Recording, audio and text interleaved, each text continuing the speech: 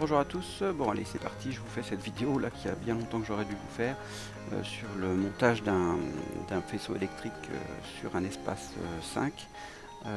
Donc voilà, je vais faire comme pour la vidéo du montage de l'attelage, hein. J'ai pris les notices, les pages de la notice d'origine, les photos que j'avais prises et je vais essayer de vous montrer ça et essayer d'être le plus clair possible.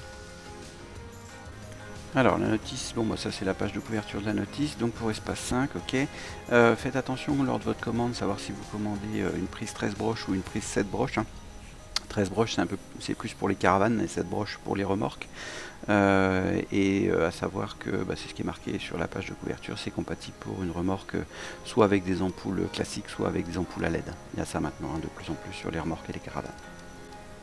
Alors sur cette page là on vous présente les éléments et les emplacements de chaque élément, hein. C'est une sorte de repère général sur la voiture. En A vous avez la prise de la remorque évidemment, en F vous avez donc derrière les feux dans la voiture, enfin en dessous les feux dans la voiture, les emplacements des masses. Vous avez en I et J les connecteurs qui se trouvent de chaque côté, qui se trouvent au niveau du pare-choc sur la gauche, hein, ceux que je vous avais dit de faire attention quand vous allez déposer votre pare-choc. En D, c'est l'emplacement où le faisceau traverse le châssis pour arriver dans l'habitacle. On verra qu'il y a un obturateur enlevé et une pièce sur le faisceau qui va prendre sa place. En H, vous aurez un petit fil à ajouter dans un connecteur qui est présent dans la voiture. Il y a un connecteur relié à un boîtier, il faudra les brancher et insérer cette petite fiche qui est sur le faisceau. Le fil est prévu et il y a déjà la fiche. En G, un petit peu plus loin, ça représente la mise en place du plus 12 volts permanent. Donc pareil, vous avez la prise qui est déjà sertie sur le faisceau. Et dans le kit vous est fourni une petite fiche mâle et son isolant qui va être à reprendre sur un des fils du faisceau de la voiture pour le 12 volts permanent donc. Ensuite en E on vous représente le boîtier pour le multiplexage, hein, qui est fourni avec l'attelage, avec le faisceau en tout cas. Donc il faudra l'installer aussi dans cette zone là de la voiture. En L et en K, ce sont les raccordements au niveau des feux. Donc le principe c'est que ça vole la prise du faisceau de la voiture pour l'envoyer sur l'attelage, et vous avez un connecteur qui est prévu sur le faisceau et qui se branche à l'arrière du feu. Donc en L c'est le côté gauche, en C, en B, voilà, sur la droite B et C, c'est ce qui concerne le feu côté droit, et en L et K c'est ce qui concerne le feu côté gauche. Alors, comme dans toutes les notices, on vous présente un petit peu tout ce que vous devez avoir dans le kit qui est fourni. Dans la partie haute du dessin, vous avez le faisceau électrique en lui-même. Et puis après, vous reconnaissez tous les éléments, à la prise, les vis, les écrous qui sont avec pour la fixer sur l'attelage, le fusible 20 A pour la ligne 12 volts permanent, la fameuse cosse et son isolant, donc en 6 et 7, qui permettent au bout du fil présent dans le faisceau électrique de la voiture, de raccorder le fil 12 volts de l'attelage. En 8 c'est le boîtier pour le multiplexage, et puis ils vous fournissent en 9 et 10 des petits colliers nylon pour fixer les fils un petit peu partout.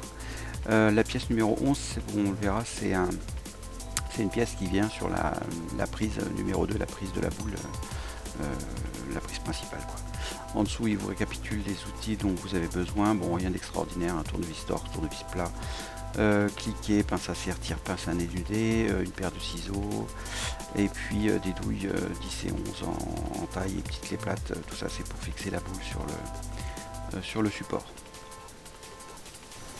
Alors dans le monde de la notice on a vu ce que ça donnait, dans la réalité, dans le monde réel ça fait ça. Alors sur cette page on nous dit de couper le contact évidemment, d'éloigner la carte de plus de 10 mètres, ça c'est pour la détection main libre j'imagine, et puis bien sûr de couper le courant au niveau de la batterie, donc enlever la cosse moins, ça suffit pour couper le jus dans la voiture.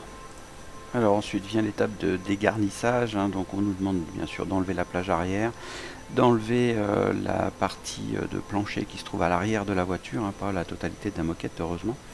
D'enlever, de rabattre les sièges, hein, donc ça c'est pour faciliter sur la partie basse de cette page le retrait des côtés de plancher, hein, c'est des grands obturateurs. Alors ça s'enlève tout seul, il n'y a pas de vis, il suffit de tirer dessus à la verticale, il n'y a aucune fixation, rien de particulier. Voilà à quoi ça ressemble donc quand on a enlevé la partie arrière du plancher. Donc moi c'est un 7 places, hein, on voit les deux sièges qui sont rabattus. Donc quand on enlève la partie arrière, ça donne accès aux caissons de basse du système de la voiture, du système Bose de la voiture. À droite, sous le cache en feutrine, là vous avez la clim, la partie clim pour l'arrière de la voiture, pour les passagers arrière. Ensuite, on va vous demander de retirer de chaque côté de cette pièce-là les petits obturateurs avec les scratchs qui permettent de tenir au repos la plâche arrière une fois qu'elle est enroulée. On vous demande aussi d'enlever les obturateurs qui sont de chaque côté des sièges, donc c'est aussi du plancher finalement. Donc il suffit de glisser sa main entre le siège et cette partie-là, vous tirez vers le haut et ça se déclipse tout seul. Alors en partie haute de cette page, on vous demande d'enlever donc 3 éléments. Alors normalement l'élément du haut c'est le support de plage arrière. Ça normalement si vous avez attaqué déjà la pose de l'attelage, cet élément là on a déjà dû l'enlever normalement pour enlever les feux.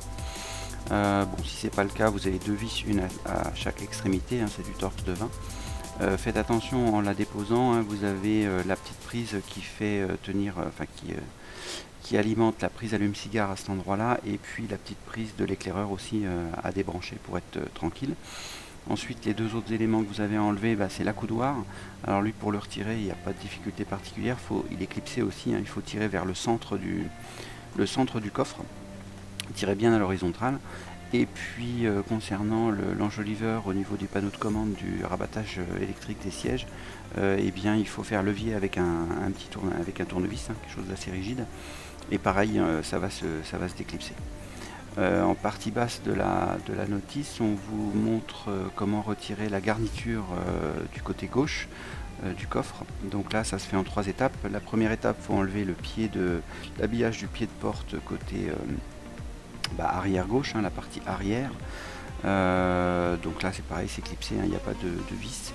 En deuxième étape, il faut retirer l'agrafe qui se trouve sur l'arrière du coffre, donc c'est une agrafe champignon classique. Donc pareil, avec un tournevis, vous faites levier sous la garniture, comme ça ça prendra bien l'agrafe pour la retirer. Et enfin, pas de difficulté particulière, vous enlevez la garniture du coffre en partie gauche. Alors encore une fois, c'est clair, c'est nettement moins joli comme ça, mais bon, faut passer par là, il n'y a pas le choix. Donc vous voyez aussi l'étape suivante, ça va être de retirer le support d'accoudoir, donc c'est cette pièce marron qui vient s'appuyer sur le passage de roue. Alors ce support est fixé par 3 écrous tôle, donc c'est des écrous en tôle emboutie, c'est utilisé souvent en garnissage. Donc pour enlever ça, il vous faut une douille de 11, à la limite vous n'avez pas besoin de cliquer, ça se dévisse tout seul. Et puis vous pouvez retirer cette structure en plastique. L'étape suivante, ça va être de retirer le conduit d'air qui passe là, qui vient gérer la température pour les deuxième et troisième places.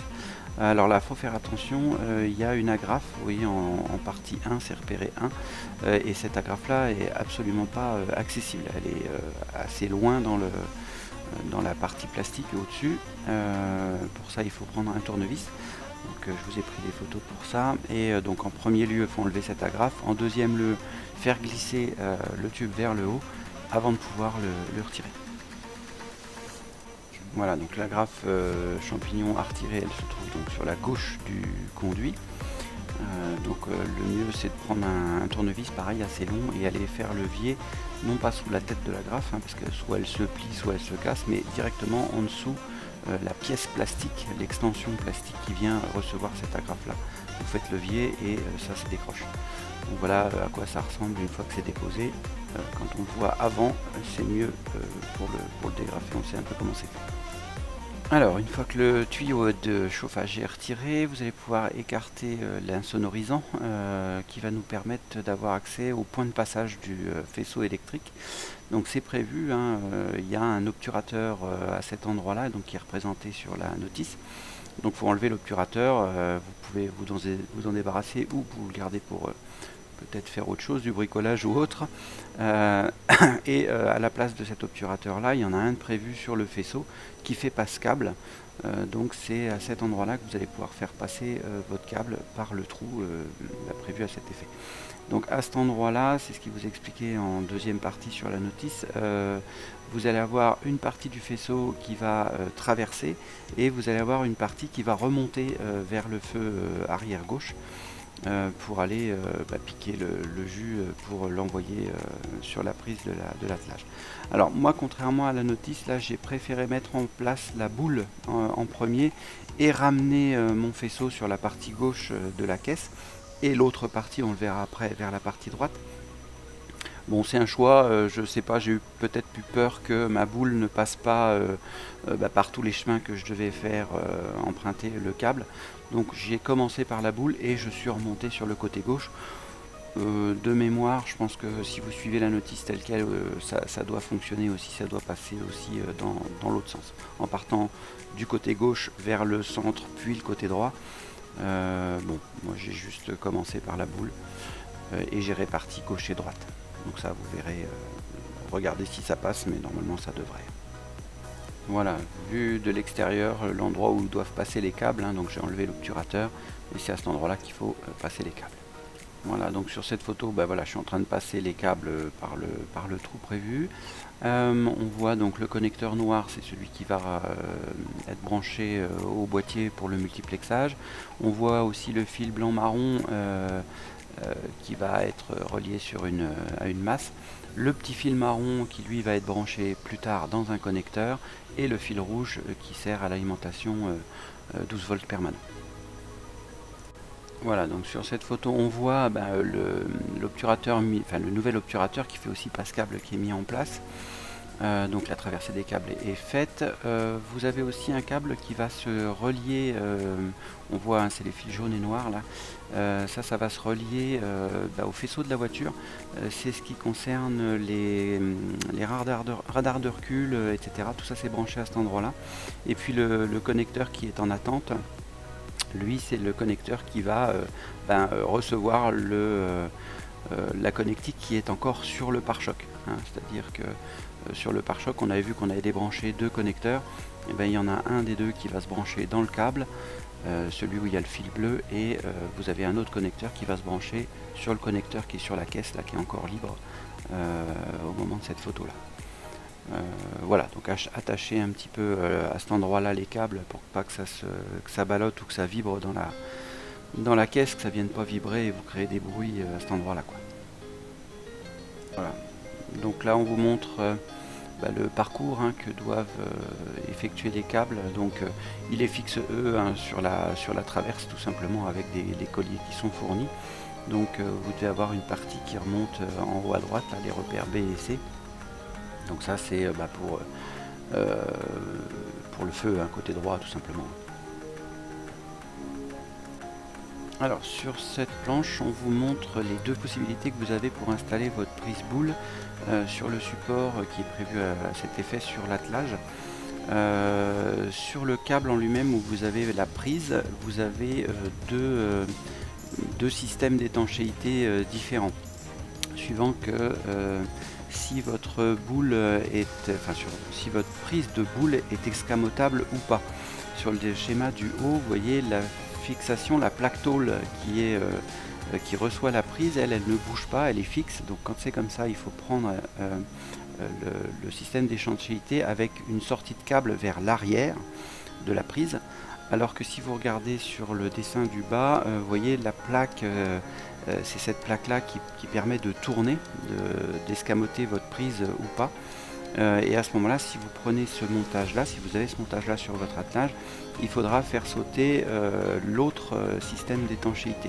Donc c'est là que la paire de ciseaux vous est utile, elle vous permet de couper et d'enlever celui qui ne vous est pas utile. Donc je vous ai pris des photos pour vous montrer. Moi c'est une prise escamotable, je peux la cacher dans le pare-choc ou la faire descendre, et donc moi c'est le cas 2. Donc c'est une sortie par le côté au niveau de la prise dont j'ai besoin, et non pas une sortie par l'arrière. Alors, apparaît aussi dans la notice le tableau de raccordement de la prise pour toutes les couleurs de fil. Alors bon, pas de panique, hein, la prise est déjà câblée, mais quand même malgré tout, ils vous font un tableau avec les repères. Donc sur la première colonne, 1, 2, 3, 4, 5, 6, 7, 8, c'est les numéros de fiches, le numéro de prise, enfin, le numéro de fiche sur la prise. Deuxième colonne, vous avez les couleurs et dans le tableau, avec la ligne F, France, hein, que j'ai mis en jaune, là, vous avez les traductions. Donc, par exemple, la fiche 3, il faut raccorder le fil WHBN, autrement dit white et brun. Donc WH c'est blanc quand on regarde dans le tableau et BN c'est brun, donc c'est un fil qui est blanc et brun, qui va en position 3 sur la prise. Mais bon, encore une fois, tout est câblé, normalement vous ne devriez pas en avoir besoin. Mais bon, on ne sait jamais. Voilà, une fois que vous avez posé votre prise et qu'elle est fixée, il va falloir vous occuper de la remontée des câbles, donc côté droit, côté gauche, au niveau des feux.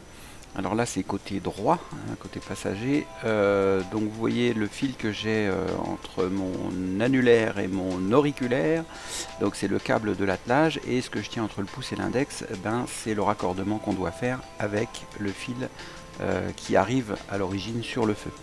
Donc en fait voilà, le faisceau de la voiture part maintenant dans l'attelage et va remonter grâce à au fil qui pendouille, qui lui va être après remonté au feu. Et évidemment, comme vous avez deux feux, vous avez la même chose à reproduire de l'autre côté, évidemment côté gauche. Même opération. Une fois que vous avez fini vos raccordements au niveau des feux, hein, côté droit, côté gauche, dans la notice on vous indique que vous pouvez remettre le pare-choc en place. Cependant faites attention, hein, n'oubliez pas de raccorder sur le même principe que les feux les câbles du pare-choc. Dans le bouclier arrière, hein, vous avez les feux de brouillard, vous avez les radars de recul, etc. Donc il y a une connectique aussi pour ça. C'est exactement le même principe, c'est-à-dire que le faisceau de la voiture arrive, on branche une partie du faisceau qui est prévu à cet effet de l'attelage pour envoyer le jus à l'attelage. Et du faisceau d'attelage ressort un connecteur qui lui va aller se brancher sur ceux qui proviennent du pare-choc. Donc n'oubliez pas de débrancher cela avant de remettre le pare-choc en place. Une fois que le pare-choc est remis, c'est que c'est terminé au niveau de l'extérieur, donc on repasse à l'intérieur. Donc c'est ce qui vous montre dans cette planche. Il faut assurer la masse. Donc au niveau du faisceau électrique de l'attelage, vous avez des fils avec des cosses à œil, et présent à l'arrière de la voiture, vous avez des points de masse qui sont disponibles. Donc grattez-les bien si besoin, mettez vos masses en place, serrez-les bien. Si vous avez des petites rondelles éventail, peut-être en mettre une à cet endroit-là, ça pourrait être judicieux. Pour assurer un contact franc à ce niveau-là. Serrez pas comme une brute, hein, ce serait quand même dommage de casser la vis, hein, faut que ce soit serré mais comme il faut, mais sans plus. Donc ça se fait avec une douille de 10, hein, c'est ce qui est indiqué. Et puis après, il faut prendre dans votre kit faisceau d'attelage, vous avez le module, donc qui est repéré 8 hein, sur le schéma ici, et brancher le connecteur de l'attelage qui est là pour ça. Ça tient juste par un scotch double face, donc la mise en place est extrêmement simple, hein. Il faut juste bien nettoyer un petit coup d'alcool, peut-être l'endroit où vous allez le coller, mais c'est des mousses double face en général qui sont très puissantes, hein, ça tient très bien en place.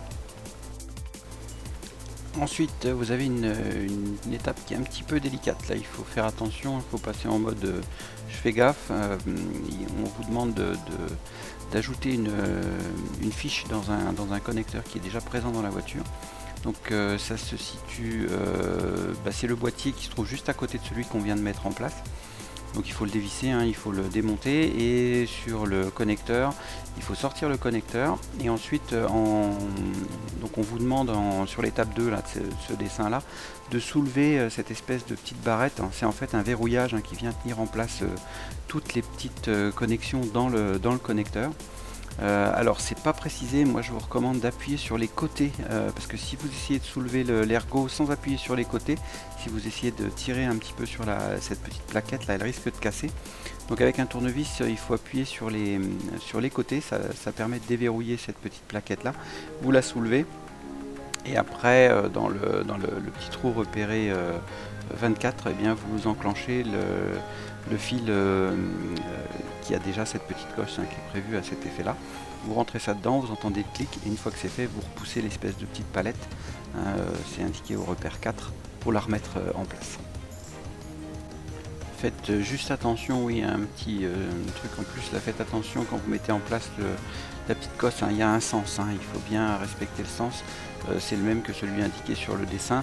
Si vous n'êtes pas sûr, regardez les autres cosses qui sont déjà en place dans le connecteur pour le mettre dans le même sens.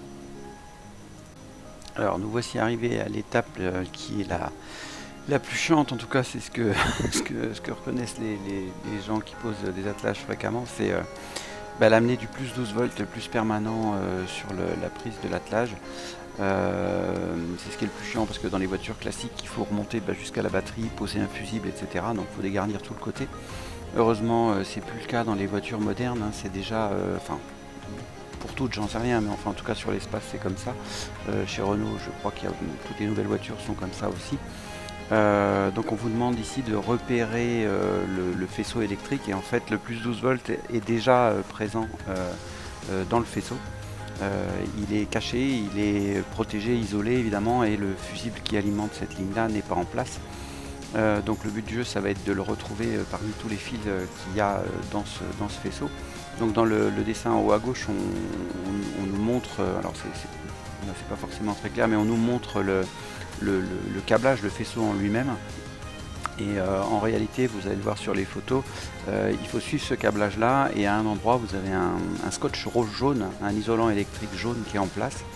Ça matérialise l'endroit où se trouve le bout de fil en plus permanent. Donc voilà, il faut dénuder un petit peu, et aux surprises on a un petit fil rouge qui sort à cet endroit là, et bien c'est le plus permanent. Donc à ce moment là ça fait gagner énormément de temps évidemment, et il faut simplement prendre la petite cosse et son isolant qui est disponible dans le kit de faisceau d'attelage, dénuder un petit peu le fil et faire un sertissage propre de la cosse, mettre l'isolant par dessus, et après sur le fil, sur le câblage de l'attelage, vous allez voir que vous avez un fil rouge aussi qui a déjà sa cosse, qui est déjà prêt. Eh bien, il suffit de les connecter ensemble et ensuite d'attacher sur le faisceau principal avec des colliers ce petit fil rouge qui va servir à alimenter le plus 12 volts permanent à la prise. Voilà, donc là pour vous montrer voilà, le cheminement de ce petit fil rouge en plus 12 volts permanent. Bon évidemment après moi j'ai repris du Chatterton noir classique et j'ai réisolé ça un petit peu à la manière du faisceau d'origine, quoi, que ce soit pas des guirlandes un petit peu minables comme ça, quoi. Une fois que votre faisceau est rechattertonné, on va dire, eh bien ça se passe à l'avant, il faut aller voir au niveau de votre genou de gauche, quand vous êtes au volant, vous avez ici à cet endroit là une petite trappe, et derrière vous avez la platine fusible de la voiture. Donc il faut mettre en place le fusible de 20 ampères qui est fourni dans le kit faisceau d'attelage. Vous pouvez vous aider de la notice pour retrouver l'endroit où il doit être implanté ce fusible. Logiquement, je crois que c'est marqué aussi sur le petit volet que vous ouvrez. Il doit y avoir des repères à cet endroit là qui vous indiquent précisément l'endroit où vous devez brancher votre fusible pour le plus permanent. Et dans la partie basse de cette planche, voilà, c'est ce que je vous disais tout à l'heure, avant de remettre le pare-choc, je pensais que c'était l'étape de tout à l'heure déjà, mais avant de remettre le pare-choc, bien penser à connecter les fiches qui proviennent du pare-choc à gauche de celui-ci. Donc c'est la seule étape, il vous indique qu'il faut être deux. Bon, ça se fait tout seul, ça va plutôt bien. Mais bon, voilà, si vous n'êtes pas sûr, demandez l'aide de quelqu'un au moins pour remettre le pare-choc en place, histoire de ne pas l'abîmer, quoi.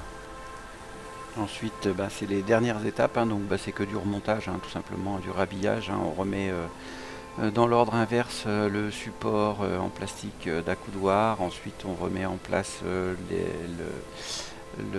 l'isolant phonique, toutes les garnitures, l'accoudoir. C'est du remontage, c'est la manip inverse, ça se fait bien. C'est assez rapide même d'ailleurs pour faire ça. Alors bien évidemment, un dernier truc à ne pas oublier, c'est de rebrancher la batterie, sinon ça va marcher beaucoup moins bien. Ensuite dans la notice, ils indiquent qu'il faut passer le véhicule à la valise. Alors là, c'est un cas un petit peu particulier. A priori, il faut repasser le véhicule à la valise pour indiquer que maintenant elle a l'option attelage. Alors c'est comme ça qu'ils disent hein, dans l'informatique de bord, on va dire. Indiquer au véhicule que maintenant elle a la possibilité d'avoir un véhicule en remorque. Ça permet de désactiver automatiquement quand une remorque ou une caravane est branchée, de désactiver automatiquement les radars de recul. Je sais aussi que sur certains véhicules, quand vous faites de l'aide au parking, ça peut prendre en charge la remorque. C'est-à-dire que dans les manœuvres, ça va vous aider aussi, malgré la présence de la remorque, à, alors peut-être pas faire un parking automatique, hein, j'imagine mal comment ça peut se faire, mais a priori, certains véhicules font une aide